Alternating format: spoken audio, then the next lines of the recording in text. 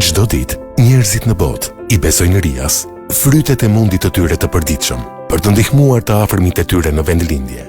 Besimi I tyre na lejon që ne të punojmë akoma më fort, ditë pas dite, për t'i afruar njerëzit kudo ndodhen në botë. Transfertat Meria dhe EasyPay janë më shumë se transferta parash. Janë ëndrat dhe përpjekjet për një jetë më të mirë, më të shëndetshme dhe më të lumtur. Jemi krenar të jemi pranë jush. Atëherë kur keni nevojë, EasyPay dhe Ria Money Transfer dërgojmë më shumë se para.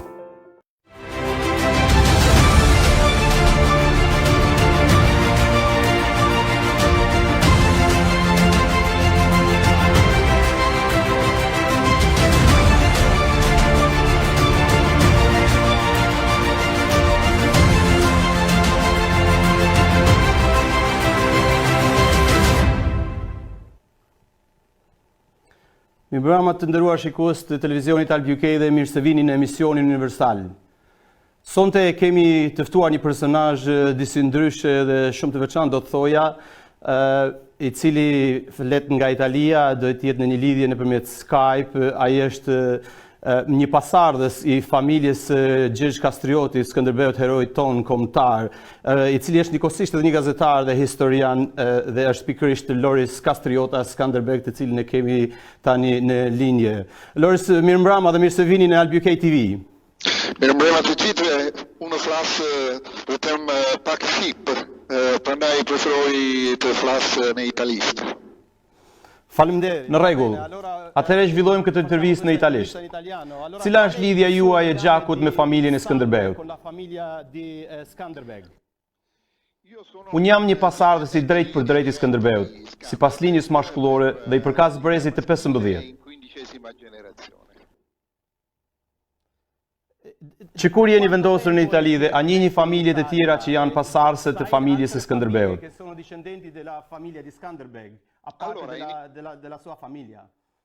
Vetëm familja ime rrjedh nga familja e Skënderbeut, familja Kastriota Skënderbeu. Ne quhemi kështu dhe ky mbiemër shfaqet në dokumentet tona. Ka disa nga kushrit e mi që janë në Lecce dhe disa kushrin të tjerë që janë në Napoli. Këto janë familjet që jetojnë këtu në Itali që rrjedhin nga Gjergj Kastrioti. Ne kemi jetuar gjithmonë në Puglia që kur kemi mbërritur në 1468, kur Gjon Kastrioti dhe gruaja e Skënderbeut u larguan dhe u vendosën pikërisht këtu në Puglia. Për një kohë, ata ishin në të njëjtën krahinë në të cilën unë jetoj, që është provinca e Foggias. Dhe pastaj ata shkuan të jetonin në Salento, provinca e Lecces. Në të vërtetë familja është e gjitha atje. Vetëm unë që rastësisht jetoj përsëri këtu në Foggia, ku kishim mbërritur përpara më se 550 vjetësh. Per un caso mi trovo a vivere di nuovo qui a Foggia, nella provincia dove arrivammo oltre 550 anni fa. Sa I gjerë është sot komuniteti shqiptar në Puglia? Në Puglia ka 3 vende që janë të banuara me arbëresh. Ka 2 në provincën e Foggias dhe 1 në provincën e Tarantos. Vendi që ka numrin më të madh të banorëve midis komuniteteve arbëresh është San Marzano I Tarantos, megjithse në të vërtetë jo shumë e flasin gjuhën arbëreshe. Il paese che ha il maggior numero di abitanti tra le comunità arbresce, che è San Marzano di Taranto, anche se in realtà non molti lì a San Marzano parlano in arbresce. Sa është numri I arbëreshve sot në Itali përafërsisht nëse e dini?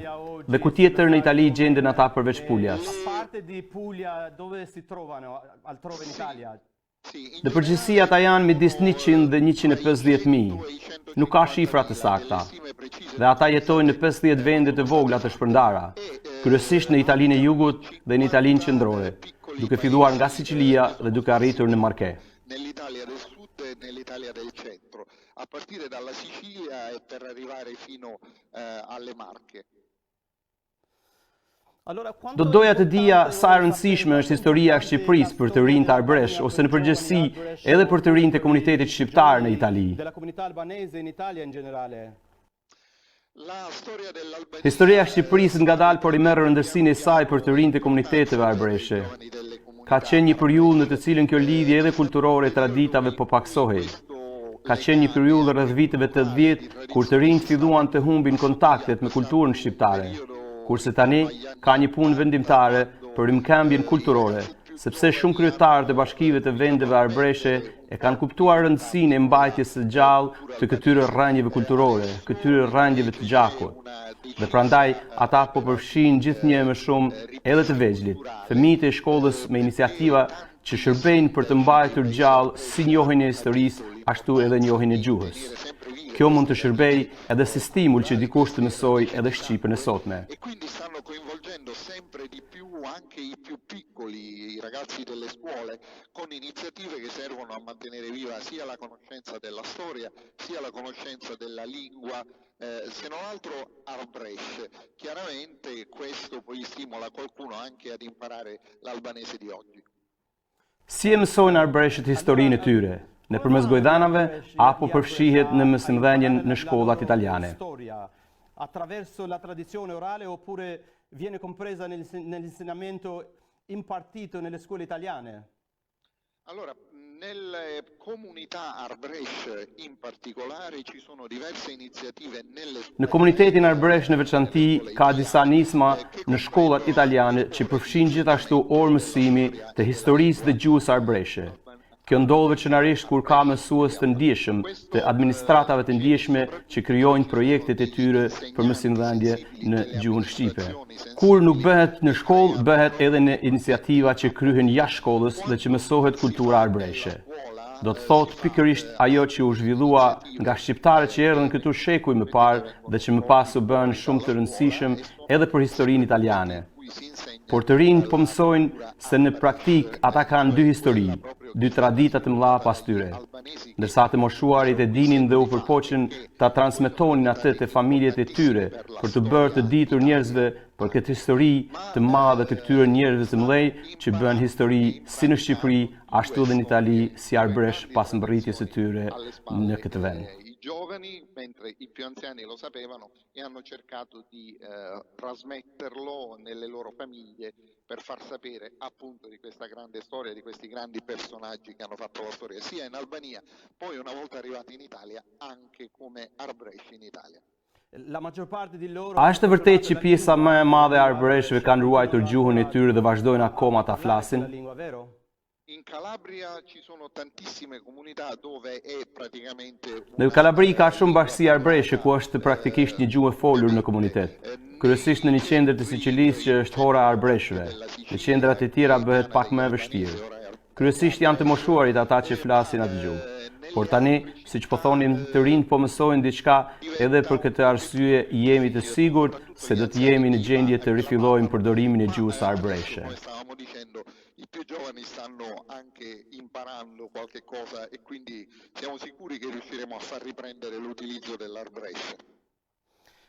Per quanto riguarda la politica, Për sa i përket politikës, a janë arbreshët të angazhuar në politikën italiane apo nuk janë edhe aq të interesuar? Allora, devo dire che gli Arbresh sono stati una comunità molto attiva storicamente in Italia dal punto di vista intellettuale e dal punto Duhet të them se arbreshët kanë qenë komunitet historikisht shumë aktiv në Itali, nga pikpamja intelektuale dhe politike.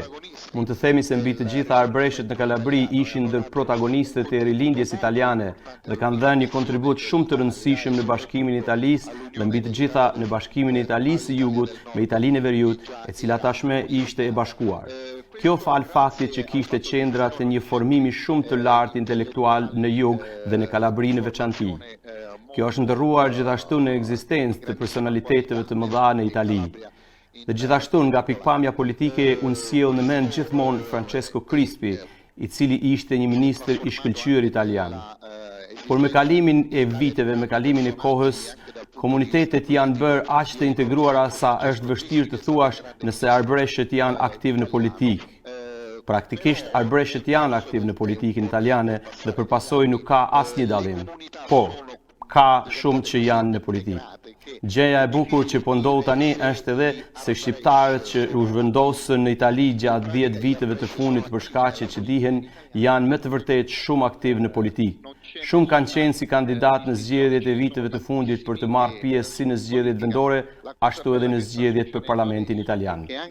Gli albanesi che si sono trasferiti in Italia nel corso degli ultimi decenni per le tante vicende che conosciamo sono veramente molto attivi in politica, tantissimi si sono candidati nelle elezioni degli ultimi anni per partecipare sia all'attività delle amministrazioni dei territori sia anche per le elezioni del Parlamento italiano.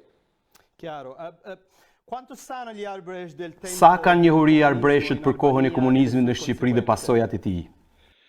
Il periodo del comunismo è stato un Periudha e komunizmit ishte një periudhë pak e errët në përgjithësi në Itali, për sa i përket njohjes së asaj që po ndodhte në Shqipëri. Gjithsesi kishte diçka ndryshe për komunitetet e Arbreshe, sepse kishte disa që për shkak të lidhjeve të tyre kulturore dhe të gjakut ishin në kontakt me Partinë Komuniste Shqiptare. Dhe ata gjithashtu arritën të vinë në Shqipëri për të bërë shkëmbime kulturore. Sigurisht që këto ishin nisma të izoluara dhe të vogla në numër, por sigurisht që Arbreshtët e dinin shumë mirë se çfarë po ndodhte në Shqipëri krahasuar me pjesën tjetër të Italisë. Është qartë se duke qenë një regjim, nuk është se ata dinin gjithçka në mënyrë të përsosur, por kishin një ide se si jetohej në Shqipëri në regjimin komunist. Perfettamente tutto, ma si aveva un'idea di come si viveva in Albania sotto il regime comunista. Infatti volevo chiederti Dhe në fakt pikërisht për këtë doja t'ju pyesja, a është e vërtetë që ka pasur tentativa nga udhëheqja komuniste shqiptare për të krijuar lidhje me pasardhësit e familjes së Skënderbeut dhe në përgjithësi me Arbreshtët? Con gli Arbresht, come ti stavo dicendo, Me Arbreshtët, siç po ju thoja, po, sigurisht që ka pasur me të vërtetë tentativa zyrtare dhe udhëtime delegacionesh që shkuan në Shqipëri. Për sa i përket kontakteve me familjen e Skënderbeut, në atë kohë nuk kishte asnjë të tillë zyrtare nga qeveria shqiptare. Me kalimin e kohës kanë ardhur disa kontakte, por sigurisht që kanë qenë nisma individuale dhe jo nisma qeveritare. Qualche contatto è arrivato nel tempo, ma si è trattato sicuramente di iniziative individuali e non di iniziative governative. Chiaro. Lei come li vede i Ju frequenti si shikoni tentativat nga anët e huajve për përvetësimin e figurës së Gjergj Kastrioti Skënderbeu? È veramente triste perché evidentemente Me të vërtetë për të ardhur keq. Për të ardhur keq sepse padyshim këta popull nuk kanë një identitet të fortë të tyre.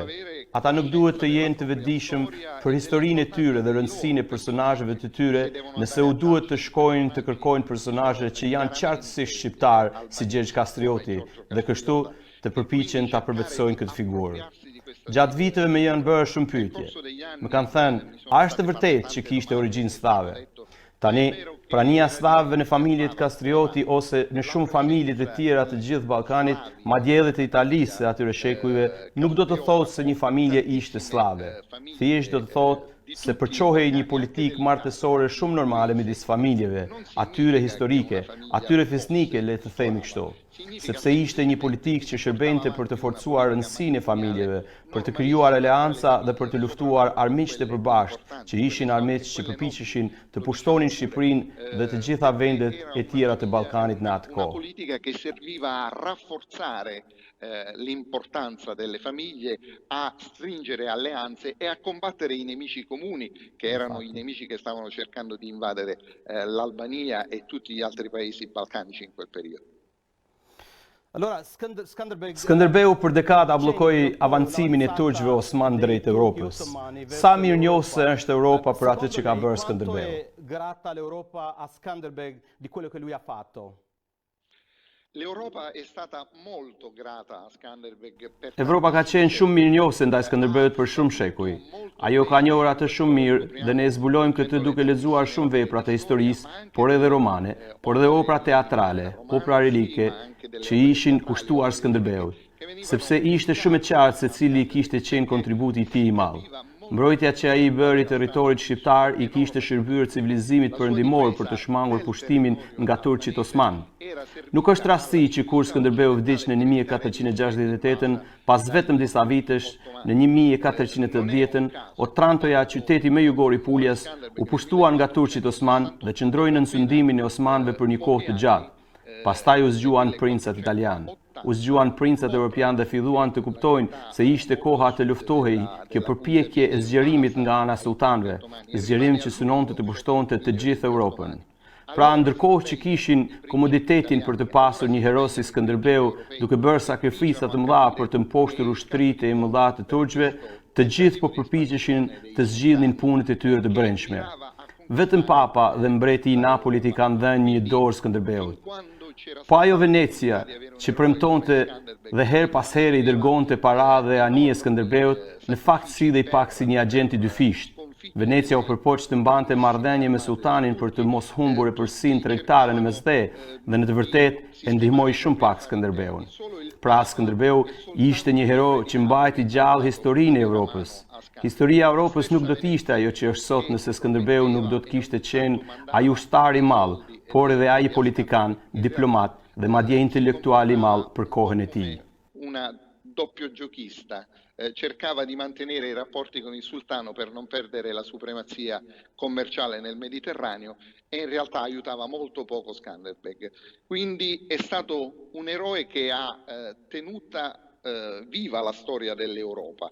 La storia dell'Europa non sarebbe stata quella che è oggi se Skanderbeg non fosse stato quel grande militare, ma anche quel grande uomo politico, diplomatico e anche intellettuale per la sua epoca. Atëherë ju falenderoj për këtë intervistë të shkurtër me ne në Albi TV dhe ju uroj natën e mirë. Faleminderit, mirëmbrëma. Mirupafshim, natën e mirë. Mirupafshim. Shikues të nderuar, ju faleminderit që ishit me ne në emisionin universal këtu në Albi TV, ku patëm një intervistë të shkurtër me pasardhësin e familjes së Gjergj Kastriotit Skënderbeut, heroi ton kombëtar. Unë ju lë takim të premten e ardhshme, deri atëherë natën e mirë dhe mirupafshim.